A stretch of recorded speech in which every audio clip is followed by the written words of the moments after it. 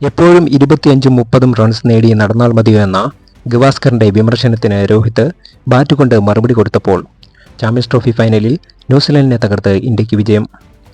3 തവണ champions trophy കിരീടം നേടുന്ന ഏക ടീമായി അങ്ങനെ ഇന്ത്യ മാറി.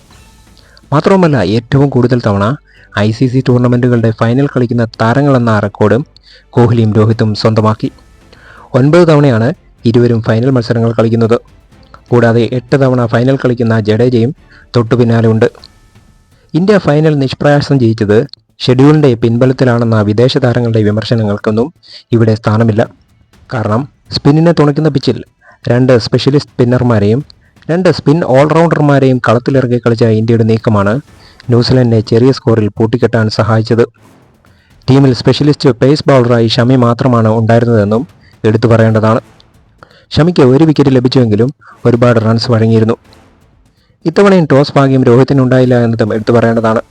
ടോസ് കൈവിട്ട് ബൗളിംഗ് ആരംഭിച്ച ഇന്ത്യക്ക് തുടക്കത്തിൽ വിക്കറ്റ് നേടാൻ പ്രയാസം നേരിട്ടു. രജിൻ രവീന്ദ്രയ്ക്ക് പലതവണ ചാൻസ് നൽകിയ ശേഷമാണ് കുൽദീപിൻ്റെ ബോളിൽ പിടികൂടിയത്.